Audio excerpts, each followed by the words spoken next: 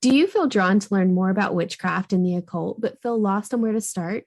Then welcome to Get In Loser, We're Doing Witchcraft, a podcast all about what it means to be a witch and where to get started on your journey. Join us as we navigate through various witchy topics and share what we have learned about the craft. So get in, witches, and join us as we discuss the stigma surrounding witchcraft and how witches are portrayed in the media.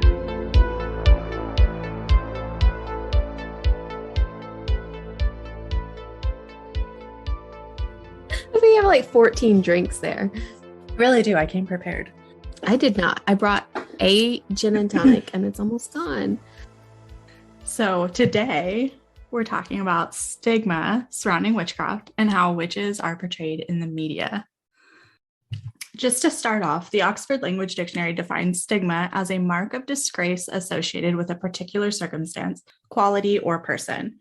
It relates to shame, disgrace, and honor. And some main themes in stigma surrounding witchcraft are rooted in the devil, that witchcraft is evil, that witches only hex or curse, hypersexualized women or girls, they're cannibals, dancing naked in the forest or under the moonlight, flying on broomsticks, having familiars that do their bidding or amplify their magic. And witch has been and still is used to label women as deviant in some way. So as we discussed in the last episode, there were a lot of negative sanctions for being labeled as a witch, to include, being tortured to death. And in most places, the negative sanctions for being labeled as a witch are completely different than what they were in the past. Being labeled as a witch in today's society just means being viewed as wicked or evil. Or sometimes like the outcast, the weirdo. Yes. In the past, the constant was that witches were women who needed to be disempowered and controlled. And what was prominent was this idea that what was considered beautiful was morally good. So there was depictions of princesses as beautiful and pure, and witches were morally bad. So they were viewed as ugly or villains. So you see this a lot, like in children's movies or fairy tales books.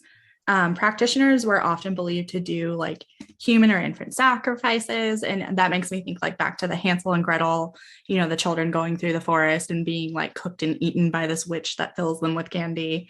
They were believed to be murderers and or practice cannibalism. And the belief was used as a way to scare children and to keep them from like sneaking off or to make them listen to their parents. Even going back to what we discussed last week with the Salem witch trials, there was an inaccurate narrative surrounding Tituba because throughout history, her race has changed depending on which report you were reading. So it was reported as she was Indian, she was half Black in some, and then a lot of people and a lot of the research that I did, they have her as being a Black woman. Correct. But throughout history, she was claimed to have brought witchcraft and voodoo to demoralize young, pure white women and children. And the magic she was supposed to have brought with her actually originated in European traditions, not in Indian or African traditions. But as we did discuss last week with the Salem witch trials, Tiffany, I think you were the one who talked about this, how women, because they were so heavily monitored and scrutinized and policed, their behaviors were so policed. It was like a way for them to act out, a way to be able to do something and feel more free. Yes. Yeah. And the women were put in these socially constructed, acceptable gender roles. And they were so rigid that, it's no wonder that all of the shit happened the way that it did. Yeah. And we see that, like you're saying with the Puritans, most of the stigma that surrounds witchcraft, even today, is rooted in religion and Christianity or Christian beliefs. And the use of the term witch used to be used to refer to non-Judeo-Christian beliefs like pagans, heathens, Satanists, like Wiccan, even if they didn't practice witchcraft, if they didn't follow that norm, that Christian norm, they were automatically just labeled witch. Yeah, that's true. Yeah. And when doing the research for this episode, I came across this dissertation from this grad student with all of our references for our research will be linked in our show notes, but she did a dissertation where she asked research participants who self-identified as either pagan or Wiccan She asked them a series of questions and kind of based her entire dissertation on not just her research regarding the stigma surrounding witchcraft, but also her interviews with these women. And a lot of what she saw was that the participants that she interviewed, they were raised in religious households. And as they were growing up around 11 or 12 years old, they began questioning the authority figures in their religious life. And they began looking elsewhere to explore other beliefs and religions. Yeah. When I know you grew up, like your dad raised you Wiccan, whereas I grew up in a Pentecostal household. My mom used to make us go to Pentecostal church.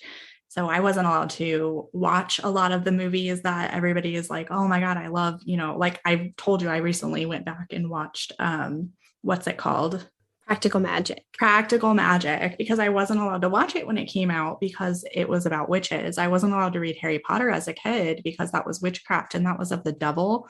So there's like this inherent belief in these religions that kind of push into general society that all witches work with or for the devil himself. And the reality is that many witches and many practitioners don't even believe in the Christian devil. They say, witches work with the devil. A lot of times they're confusing that with the horned god that some people do work with. So he's often, kind of mistaken as that Christian devil when he's not. That's true. Yeah. And actually, so growing up, I was raised pagan, but witchcraft, I mean, a lot of, around the same vein. We just weren't in a coven, I guess.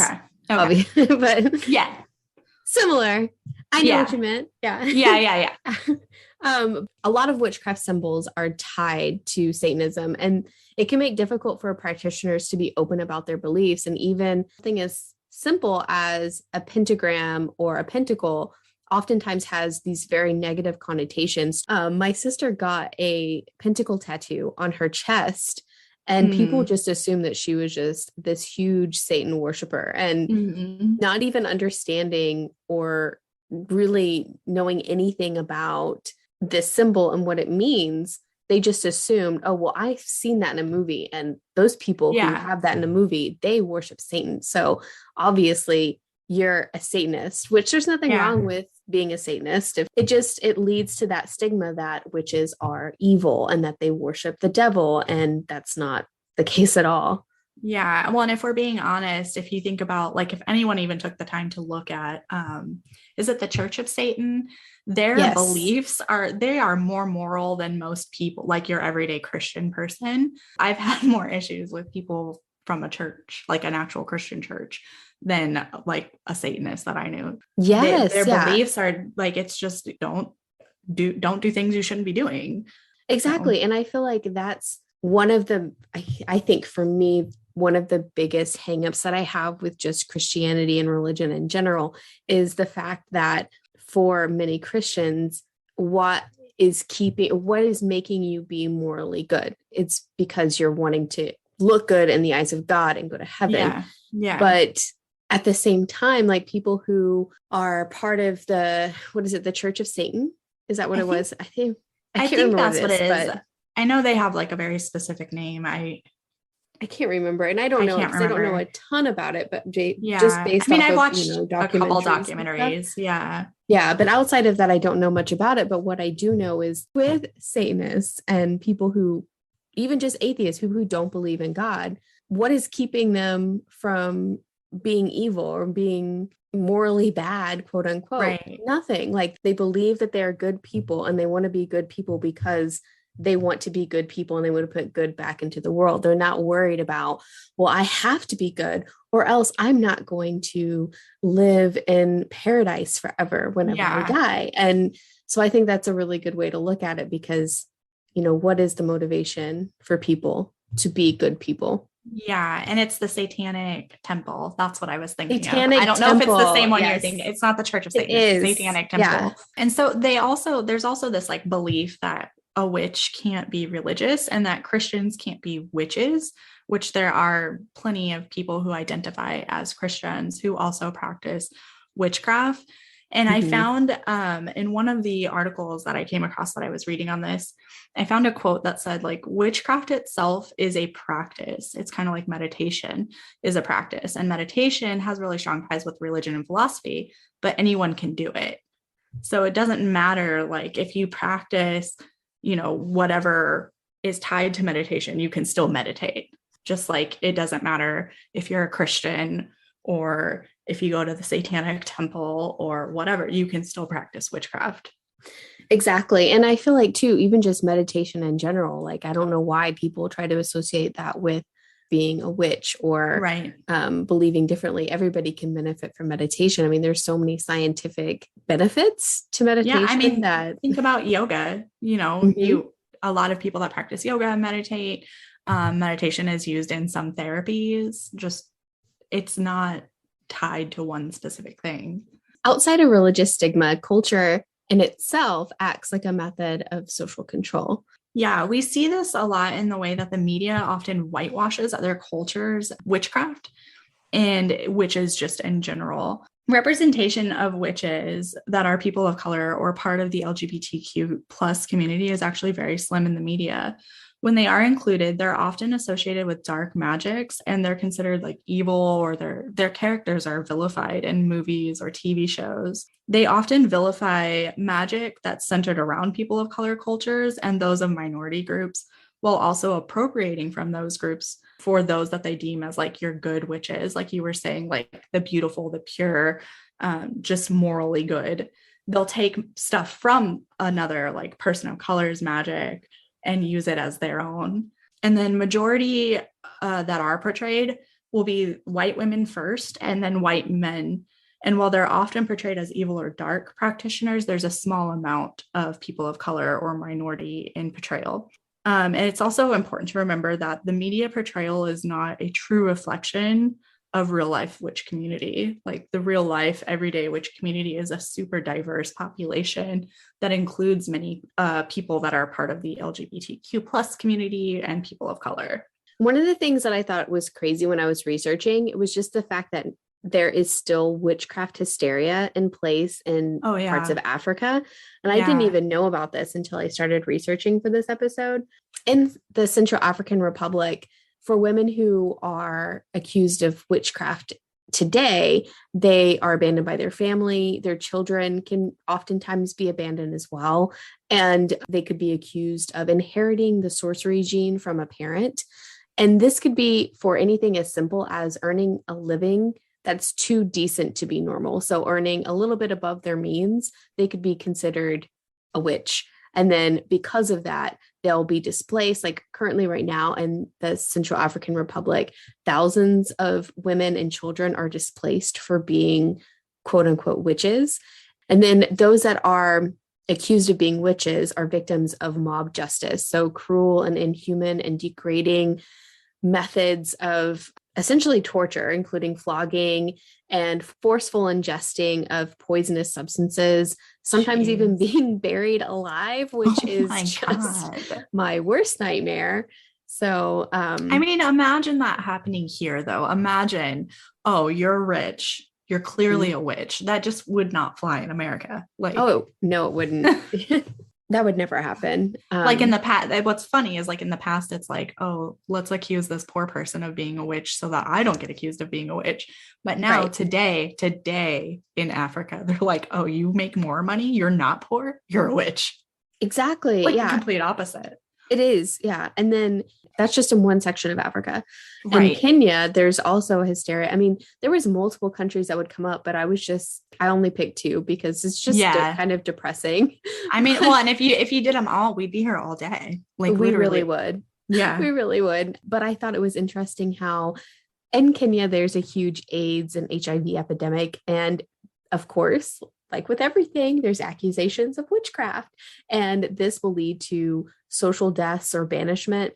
And at first, when I was reading this, I was under the impression I misread like a section of the article, and I thought it was saying that so women who work as prostitutes there, I thought they were claiming that they were witches, but no, apparently, like in this area, prostitutes who have received HIV or AIDS from a man that they're with accuse the male's wife of like being their a significant witch. other. Yeah.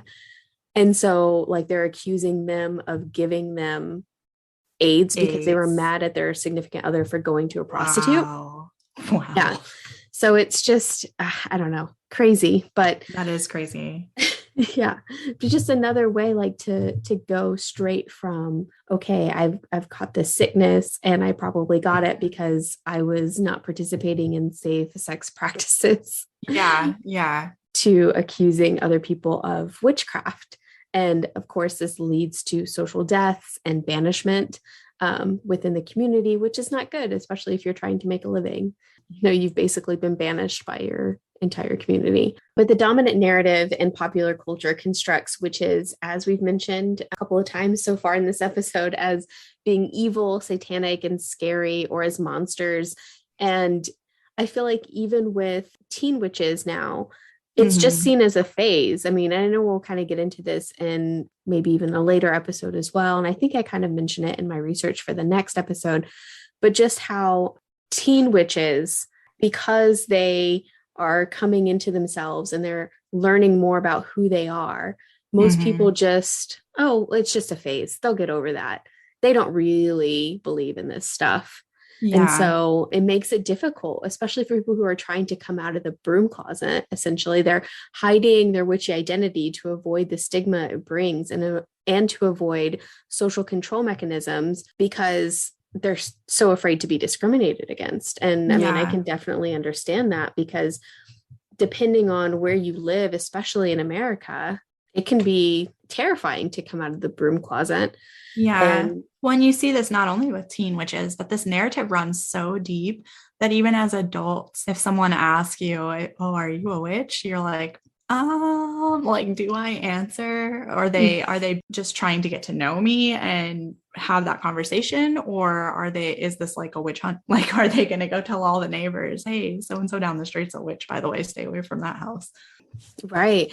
And to be honest, I thought, so I live in England right now, and I thought when we moved here that it would be a little bit more accepting. And then I don't know why I didn't even realize that religion, like Christianity and the Church of England, runs so deep here. Yeah. They even teach Christianity in schools. And so which is crazy to me. Yeah, because you don't see that in America unless you're in like a private school, but it's the public schools here, they teach Christianity as a part of their regular classroom routine. And so I just thought there would be a little bit more, I don't know. I feel like it's weird because I think even though the area is more religious, it's not as demonizing, but I feel like it's still not as accepted, or at least I haven't found the spaces where it is accepted really here, if that makes sense. Well, and then just like you were saying, like how this narrative, it makes it hard for people to come out and say like, hey, you know, I'm interested in this. And I think this is what I want to practice, or people that have been practicing in secret.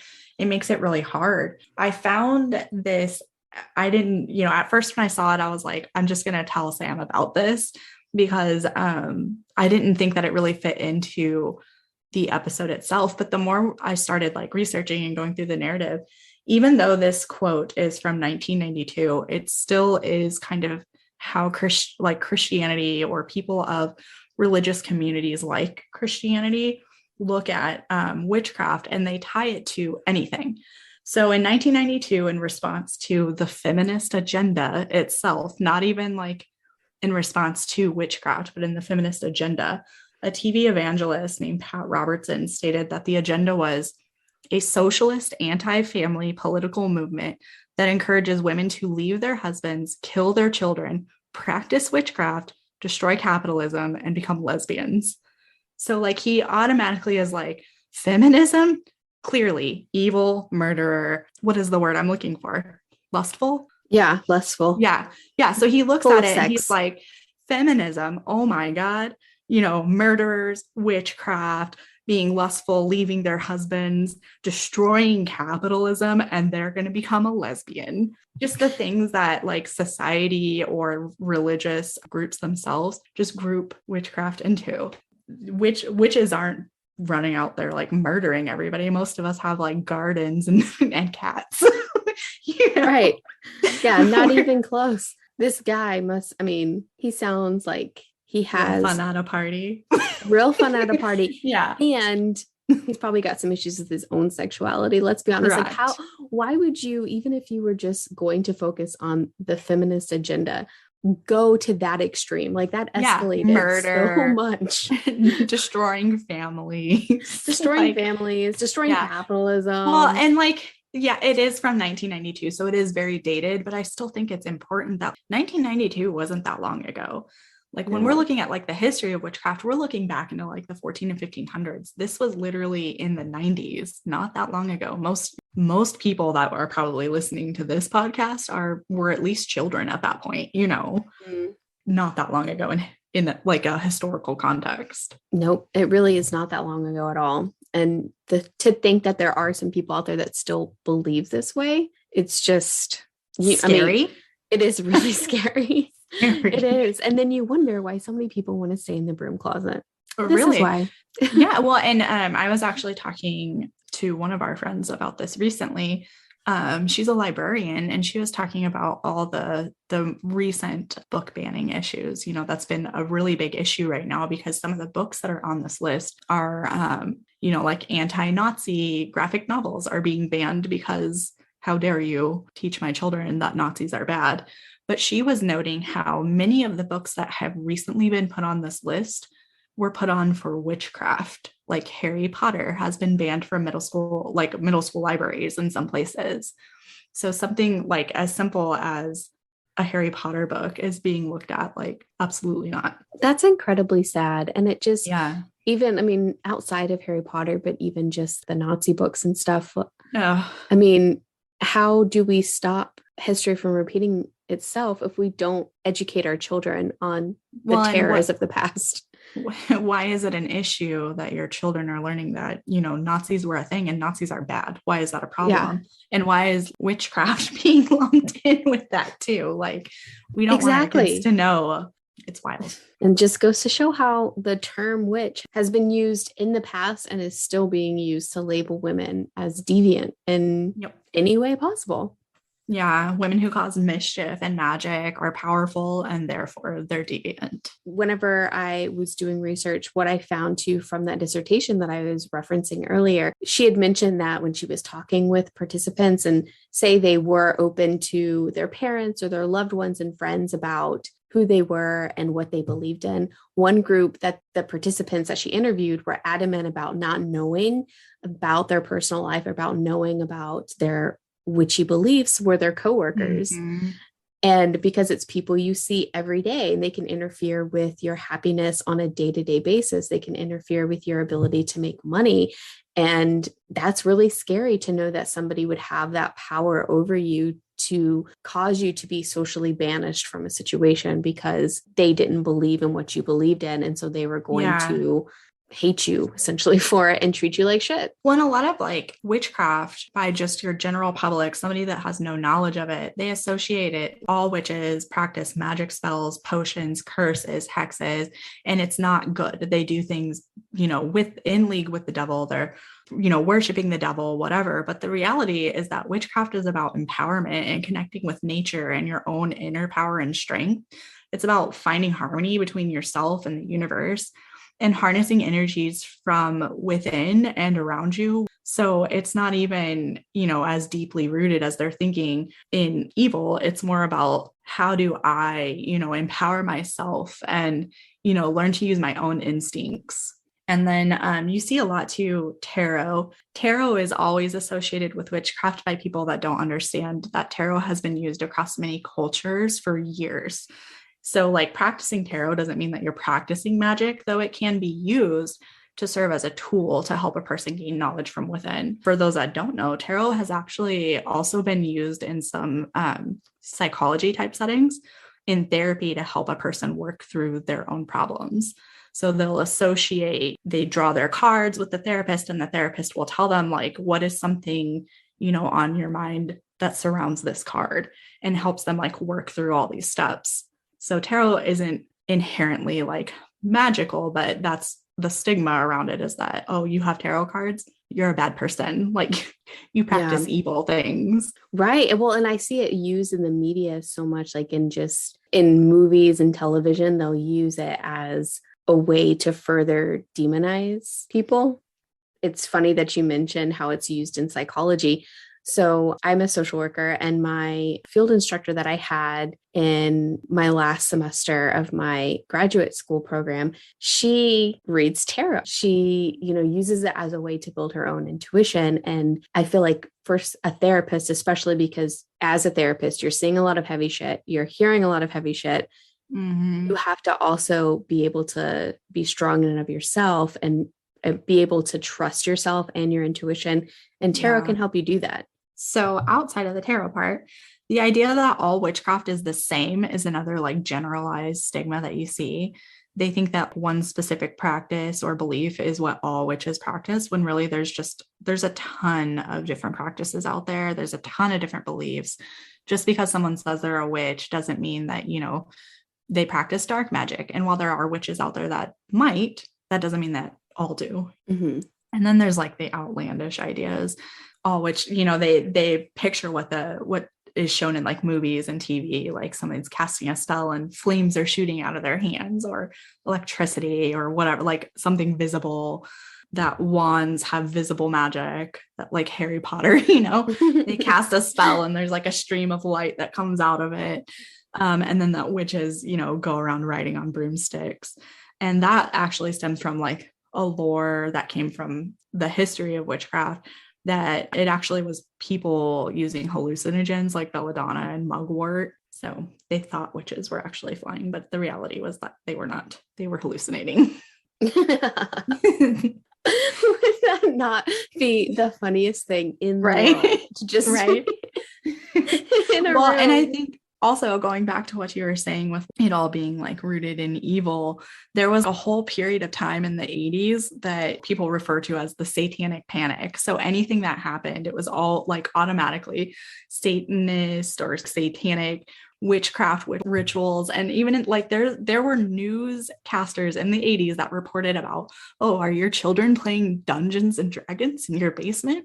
They're practicing satanic witchcraft. Yes. And actually, satanic panic was a huge thing.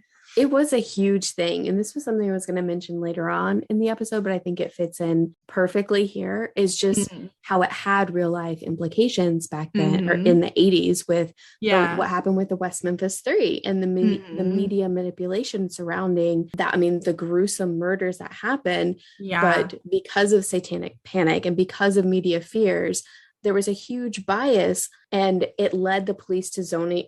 It led the police to zero in on 3 innocent teenagers, claiming that the deaths of these little boys who, died horribly, gruesome, horrific deaths, they claimed that they were due to satanic rituals because they had a complete misunderstanding of witchcraft and Wicca.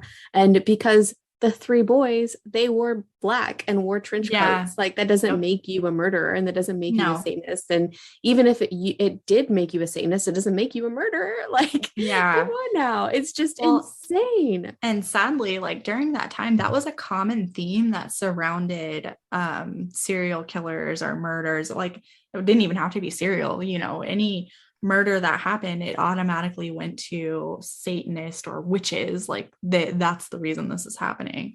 It's just crazy. It's crazy that these things, the 80s were a while ago, but it wasn't that far ago. Right. Like we were born in the 80s, Exactly. Depending on when we were born, we could have been in our 30s in the 80s.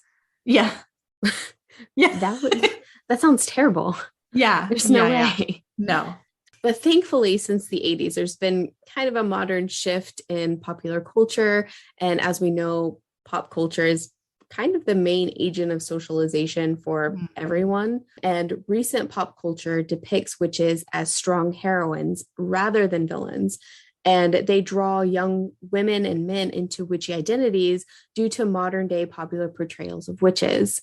And so today, there's a newer narrative in popular culture that highlights witches as confident, sexy, breaking traditional gender norms related to sexuality, and they're no longer seen as having warts, dressed in black cloaks with green skin and a pointed hat.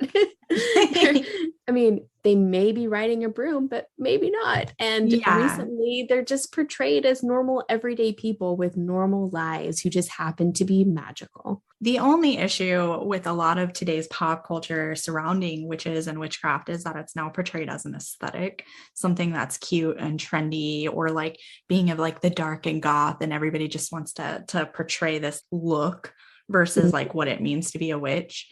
So they want that look of all things witchcraft without the backlash that might come from being a witch. And by doing this, it dismisses that witchcraft is sacred and it's deep rooted and multifaceted. Yes. And this is something that I feel like I struggle with a lot, is getting to that point where I'm not upset about seeing that aesthetic out there, because I feel like some people exploit it, and it's frustrating whenever you believe a certain way, but then you see some of the things that you believe in being exploited for the aesthetic. It's really frustrating. I feel like it's a double-edged sword, because now that it's out there and it's so popular, it's, less harrowing on a person to come out and say like, oh, I'm a witch, I practice witchcraft, or, like it's less hiding in the broom closet. But at the same time, it's also taking away from people who they have these like deep rooted, multifaceted levels that they've practiced their whole lives. Yes. Yeah, I agree. And I mean, I do like that there's that new narrative of the witch and how you can be a strong woman or man who doesn't need a man or woman in their life, and that you can embrace the love that you have for yourself, and that sexiness isn't just defined on physical attributes. And so I do like that idea, and that the sense that's coming out in this new generation of witches and people being so accepting of the witchy community is that there is this just theme of just loving yourself. And I like that. There is still a stigma though on some of the terminology. So the term witchy tends to be more acceptable by the general public because it's seen more as that aesthetic or a vibe, where the terms witch or witchcraft are still often associated with evil because of ignorance that surrounds them. Oh my gosh, that's so right. And that's not even something that I really thought about until just now, but it really is, because I don't think the witch or witchcraft is inherently negative or anything, but because I do identify as a witch and I do feel like I practice witchcraft, but I can see how I have used in like on a social media space where say I'm connecting with people from my physical community who may not know that about me, where I mention something about, oh yeah, what are you into? I might mention something about enjoying witchy things and just kind of leave it at that, because in my head, exactly. But they may not accept if I were to say I'm a witch and I practice witchcraft. They're more willing to accept me if I say, oh, I'm into the witchy things, because they might just think it's a vibe. And then once they get to know me, they'll realize, oh, she's kind of serious about this. Yeah, she actually meant it. She actually meant it. Yeah. She didn't mean her aesthetic. Right. I think a lot of this has to go back to like how the media portrays witchcraft. So we're looking at like the good versus bad. So often people who are witches in media tend to be seen as villains. And we have several examples that we'll be talking about throughout pop culture, movie, TV, books, even. So it usually what happens is they pen two women. It's usually always two women against each other. One will be beautiful, good, pure, like Sam was saying earlier, and one will be ugly, evil, or envious of the good, pure, beautiful, innocent one. And that's usually a portrayal that is sometimes to be like feared. They're the subject of horror or evil in the movie or the show, whatever form of media it is. And it's a common theme that runs through all generations up until now. I think now is where we're kind of seeing that positive shift.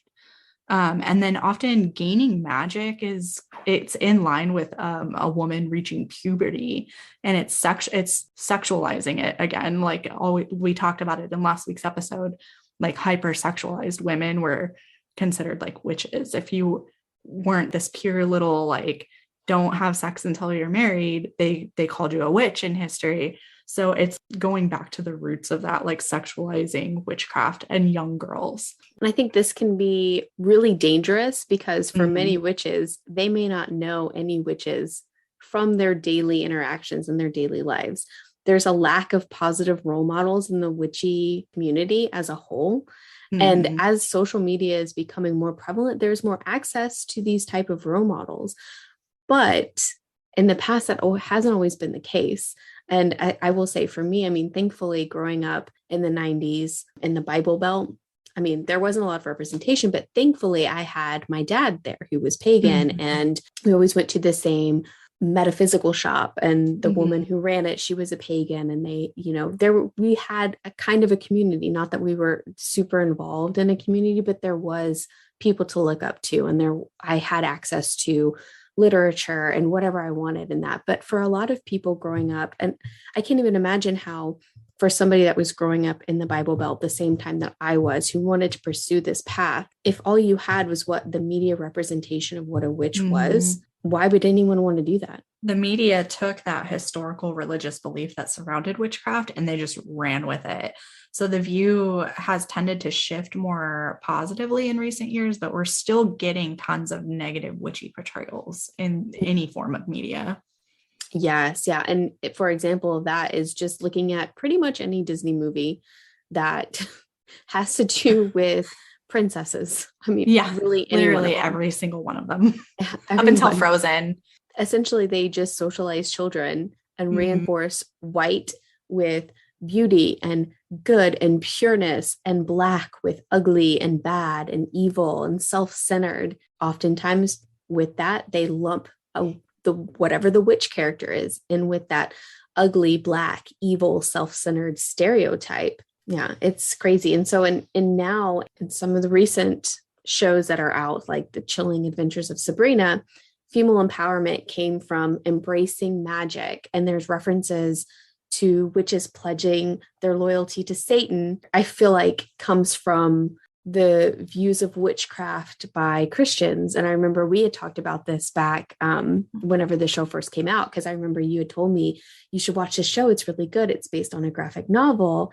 And I remember being like, I don't think I'm going to watch this show because I don't know if I can get behind this. I feel like I would be really upset watching this because she's a witch, but she worships Satan. And I don't like that it's being represented that way. Yeah. Well, and I had read the graphic novels because I loved Sabrina as a kid, and I read them when I got older. And I knew that there is a shift, you know, they do move. I'm sorry if you've never watched it and this is spoiling it, but they do move away from the Satanist point of view, and they move to I can't remember what they call it, like the House of Hecate or something. But instead of worshiping Satan, they now, you know, worship Hecate. So I knew that was coming. But I also try not to watch a lot of media that surrounds witches and take it seriously, because there's not a lot out there that is serious. So The Chilling Adventures of Sabrina does portray witchcraft as being rooted in the worship of Satan or the Dark Lord. It later changes to the Order of Hecate, but it still holds many elements of hell and Satan throughout it. And then a common idea that witchcraft is backed by some masculine evil presence is something that you see in a lot of media that does portray witches. Yet the women are always the ones persecuted, even though they are backed by a male presence.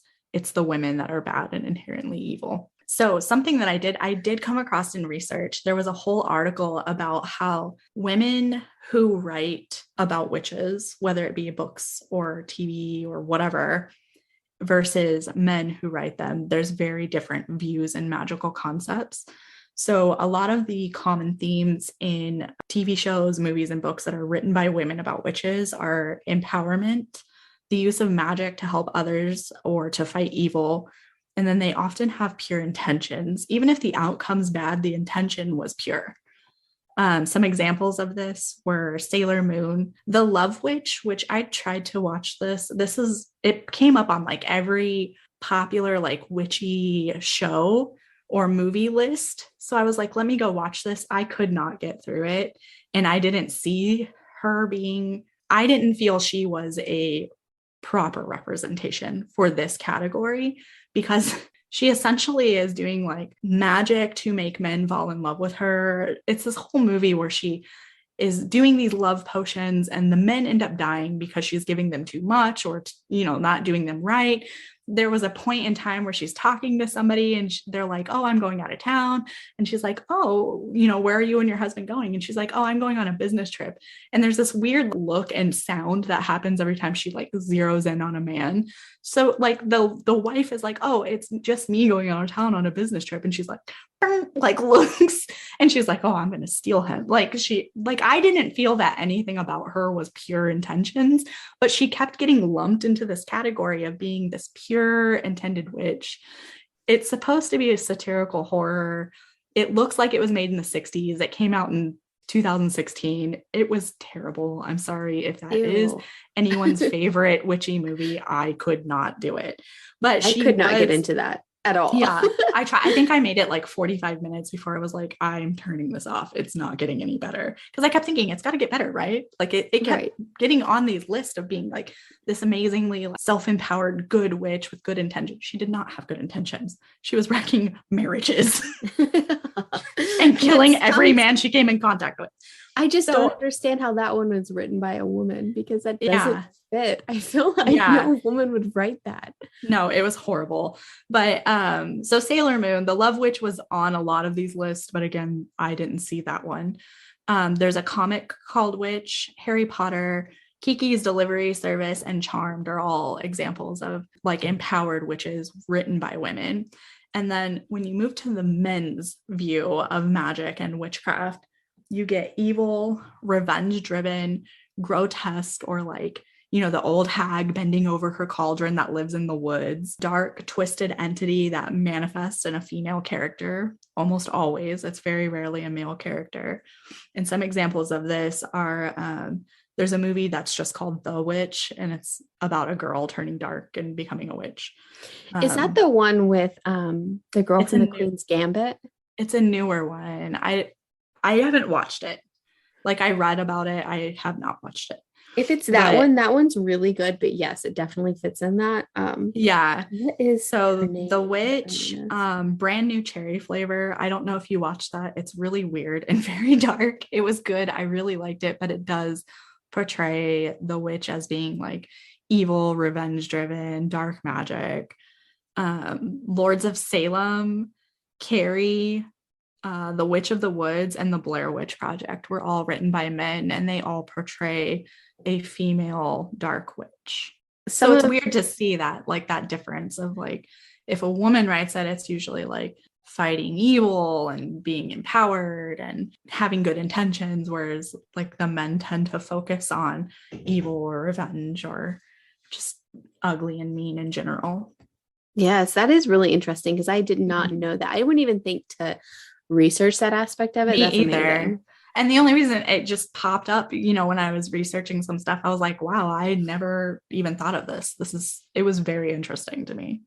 Yes, that is really interesting. So one of the movies, obviously, that I wanted to reference in this episode was The Wizard of Oz, because I think that's probably a lot of people's, especially if you're from our generation, one of our first, outside of Disney movies, the first movie that we actually saw that had a witch portrayed in it.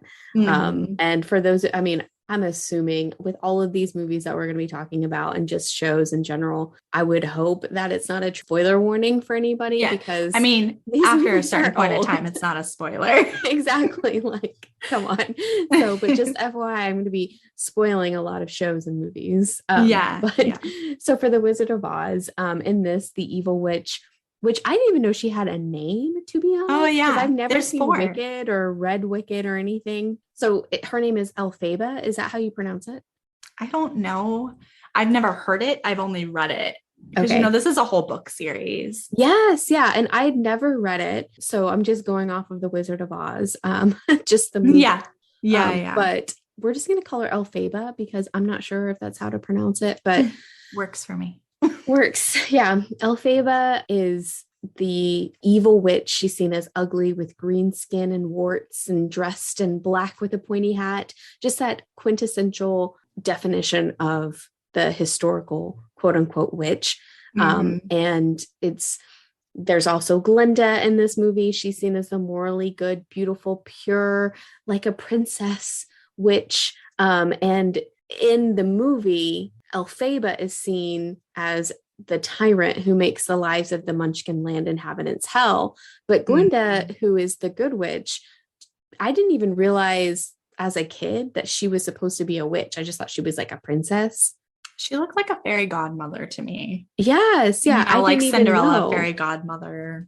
Right. Yeah. But because she's she's technically a witch in the movie, but I didn't even realize that she was technically a witch because she's not portrayed in that same light as her sister. Yeah. So there's 4 witches actually in like the book series. I can't remember if they mentioned the other 2 in the movie. It's been so long since I've seen that.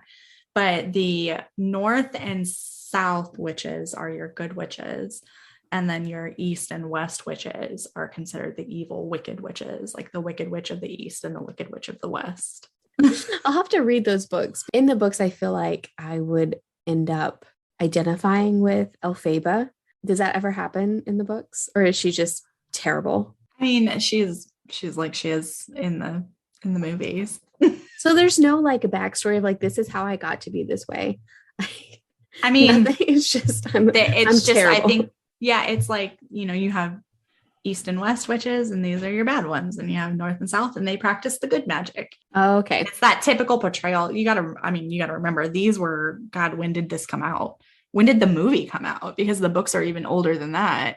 So we're looking back where the narrative was that there was pure, and it's, at this point they even had pure witches, but they, the most of the narrative is witches are evil. Great. Well, maybe I won't read it then. There's some really pretty folio copies. Folio has some beautiful artwork for Wizard of Oz, and the copy is just really cute in its little box. But so for American Horror Story Coven, that season of American Horror Story, they challenged norms about witches. And in that season, there's more openness about sexuality and in a non-deviant way, non-conventional forms of beauty, being self-reliant, and the characters that they put in the story add to this whole narrative. And so, like, for instance, the Supreme, she's an older witch, but she's very powerful and she's beautiful and sexy and she knows what she wants. And then Nan, who is a witch who's portrayed by an actress who has Down syndrome.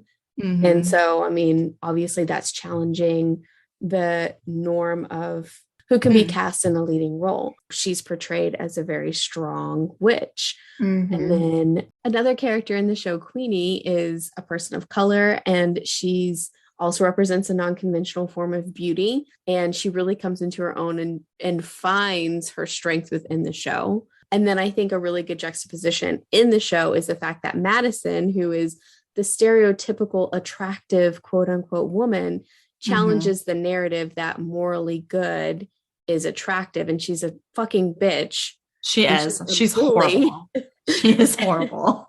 And so I like that they kind of changed it up. They have the old person, the disabled person, the person of color who've been seen as the deviant or the evil and malicious characters that have been portrayed throughout media in the past. They're portrayed as the morally good characters in the show. Right.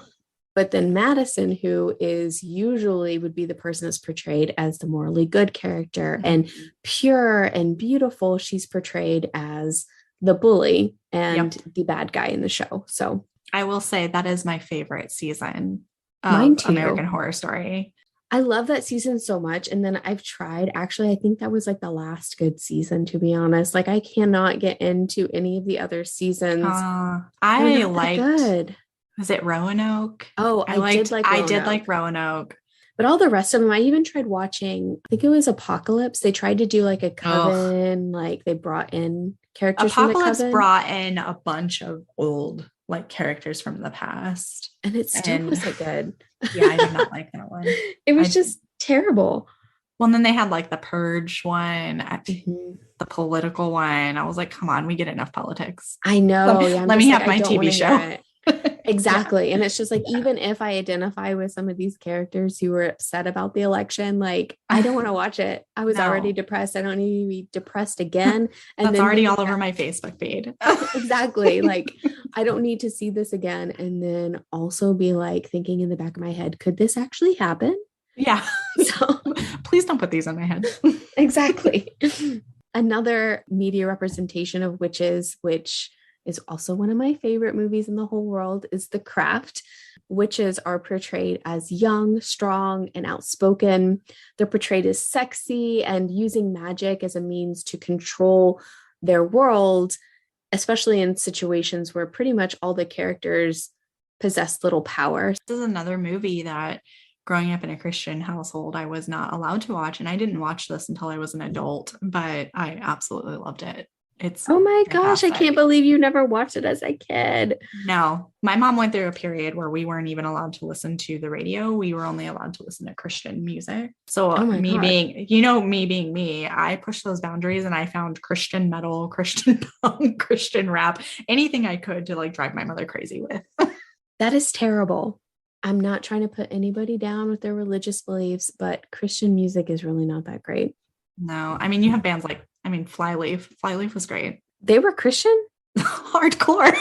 I did not know that. Skillet, Flyleaf, MXPX, Thrice, who is still a popular band in like the rock community, still putting out music. They were a Christian band. Wow. Okay. Well, then maybe I need to, I mean, not that Reliant K, I think, was another one. I knew about Reliant K, but I remember as in junior high, because I went through this whole stage whenever I was in junior high and high school where I didn't want anyone to know about my upbringing. And because I lived in Oklahoma, and it just, when people start a conversation with you asking, oh, hey, when were you baptized? I had to make up I had my whole like baptism day, like made up, obviously, because I was never baptized. I had this fake church that I kind of invented. Oh yeah, that's in Oklahoma City somewhere, that I would tell people. And so all of my friends were listening to Reliant K, and there was another band, and it was like 3 girls, and they were kind of like rock pop, and I can't even remember what their names were. Barlow Girls, I think is what they were called. Oh, the Barlow Girls. I forgot about it.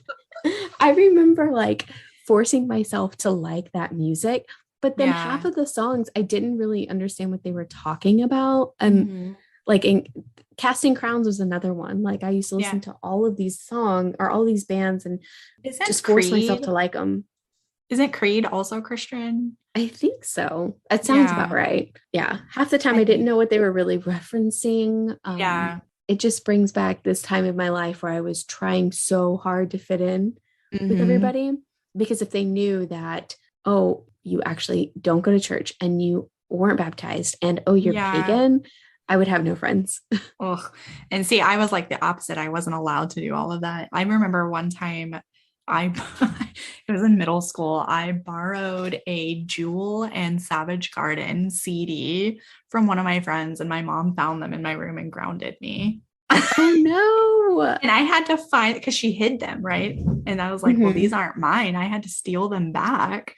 So I had to like dig through stuff until I found them to give my friend back their Savage Garden CD that I got grounded for. And it's like, you would think with that sort of a reaction that it would have been like an Eminem or Tupac album or something. No. But no. Literally Jewel. Jewel and Savage Garden. I got grounded over those ones. Yeah, it was great. Savage Garden, though, they put out some bangers, I will say. They really did. I still listen to Truly Madly Deeply. Like it's me too. And that one song where it's like Chicka Cherry Cola. I don't even know the rest of the song. I don't either. I know what you're talking about though. And it's like 20 years later, I still don't know the words of that song. Yeah. It is what it is, I guess. Yeah. So there's a random tangent. Yes. a random tangent there. And then I know, like, so I had a couple of other movies on this list, but I'm going to skip over a couple of them because, I mean, it's just us talking about movies. But one of the things that I did want to bring up was recently around Halloween, we were rewatching the Halloween movies. I was cracking up because I never noticed this any other year that I've ever watched Halloween. I guess I just have never paid attention to this part of the movie where Loomis, is he like a psychologist or something? I can't remember what he actually is, but he's like a therapist. I don't remember. Yeah. He explains Samhain, but he pronounces it. He writes it on this chalkboard and he pronounces it Sam Hain. Yeah. Have you noticed that? I for the longest time thought it was Sam Hain because I watched, a TV show or a movie where they were like Sam Hain. So I, for the longest time, pronounced it that way until someone was like, it's actually Samhain. And I was like, oh, really? I'm just okay. Like, what the hell? Like, yeah, I was cracking up. And then he's explaining it to him. It just sounded like he's mansplaining Samhain, but he doesn't know how to say it. It's really funny watching it now. But anyway, he claims that Samhain is tied to ritualistic bonfires that the Druids built to sacrifice people. Back to, human sacrifice, murder. It can't they be probably anything throw else. Cannibalism in there at some point. Right. Witches just love to murder and eat people. That's all we do, actually. That's how we stay so young looking, is by murdering and eating people, and especially if they're pure children. Mm-hmm. And then another movie that I wanted to discuss that a lot of people don't necessarily relate back to Witchcraft is The Skeleton Key, because most people think of it as like a horror movie, but they do have references to voodoo and hoodoo. I mean, that's like one of the main parts of the movie is surrounding that. Right. Really, it just goes to show how deeply rooted white privilege is in the witchcraft community, because voodoo and hoodoo is incredibly vilified in this movie. And it relates back to the dominant negative stereotypes surrounding witches as evil, and showing that people of color are viewed in a negative light, because in this movie you have this couple who practice hoodoo, and essentially they are stealing the youth of young white people. And so it goes back to like vilifying something that's deeply rooted in a people of color's like upbringing or background history, however you say that. Exactly. And so relating back to the dissertation, among the witches who were interviewed for that dissertation, even though they self-identified as witches or pagans, they still viewed voodoo and hoodoo in a negative light, all because all they know about it is the negative stereotypes that are portrayed in the media. Well, and you see this, and I am no expert in any of these, but you don't like just voodoo and hoodoo aren't the only ones. Like Santeria is another one that often has negative connotations tied to it. I don't know anything about Palo Mayombe outside of the murder cult that actually like brought it to my attention, because I'm, a true crime junkie and I listen to 80 billion true crime podcasts. But there, Palo Mayombe is another witchcraft that is rooted in, I believe, Brazil. I could be wrong about that, but I believe it comes from Brazil. So it's, people of color's magic that is taken into a dark context, because it's not pure, it's not white, it's not what we see as like everyday, like goodness, I guess. So outside of those, we also have the Blair Witch Project, which the witch is depicted as the evil or murderous being that's on a rampage. People avoid the woods. There's one credible source in the movie on the witch that they interview, but they portray her as being a crazy person. Hocus Pocus, the Sanderson sisters sell their souls to the devil. Carrie, which Sam, I absolutely adore Stephen King and I read everything he puts out. But he wrote Carrie, and she is revenge driven. She uses her powers to take down those that hurt her. And it also shows the religious aspect in a mother, like a religious mother trying to save her daughter who has these powers. So it goes back to that witchcraft is bad and I have to fix you and make you good. it's sad to see like just how witches and witchcraft is portrayed in the media, but I think like seeing them as one-off movies, right? Like seeing them as they come out, or just wanting to read or watch something around witchcraft, you don't really think of how badly they portray them. But when you sit down to research it and you're looking at every single one of these next to each other, there's all these common themes that make it very apparent that culturally and socially witchcraft has been controlled and like damped down. And you can't be a witch and be good. But spoiler alert, you can be a witch and be good. Yeah. And to tie into that, there are some mundane, everyday things people do that they don't realize are witchy. So I wanted to end on that because it makes it a little more apparent that you can be just an everyday person and be a witch and not be evil or rooted in the devil or in league with the devil. We will be doing a full episode on mundane magic later on, but just a little tidbit here. People that work with herbs, making teas, if you use them in cooking, bath teas, all of that is witchy inherently. Blowing out candles and making a wish on your birthday cake, witchcraft, straight to jail. Wearing crystals in your jewelry or using crystals in decor. Crystals inherently aren't witchy, but a lot of witches use crystals in their craft because they use the energies from the crystals. And then most holidays that are celebrated today were taken from historical pagan practices. So your Christmas, pagan. Easter, pagan, straight to jail. Straight to jail. Literally. So Groundhog Groundhog Day relates back to Imbolc, which witchy. There's so a lot lot of people don't even realize that they are practicing witchcraft in their everyday lives.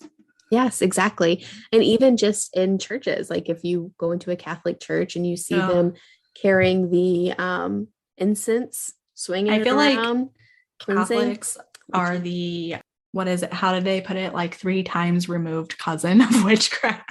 Yes. They burn incense. They have rituals. They, what is it? Like, what is it called when you eat the cracker and drink the wine? That's supposed to simplify like the body of Christ, the blood of Christ. Yeah. Communion. That's what it is. Communion. I'm like, I don't know. I would have no clue. Yeah. Well, and then even like, my grandma is very Catholic, but even when they do like sin, they go and confess their sins to a priest, and then the priest is like, oh, just do X amount of Hail Marys with your rosary. I mean, just like kind of like a ritualistic thing in my head. So yeah.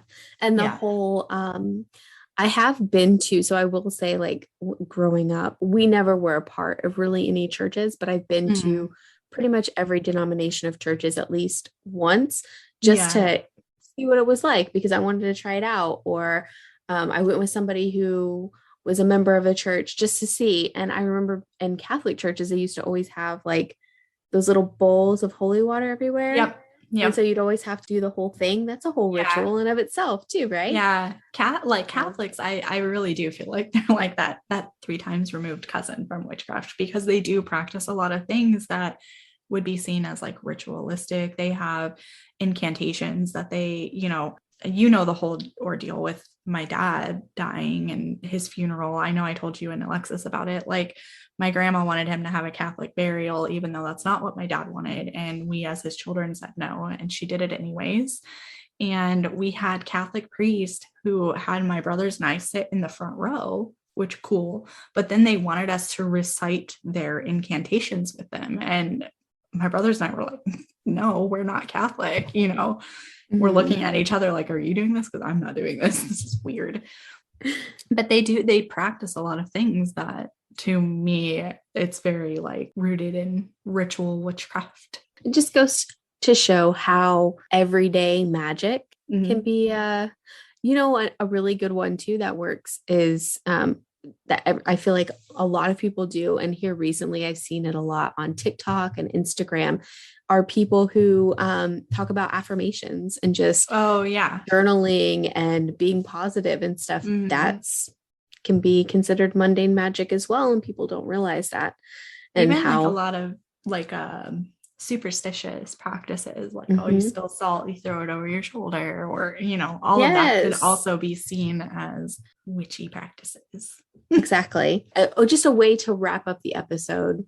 Witches in media, just in general, historically have been portrayed terribly. Yep. But it's getting better, and it can only get better from here.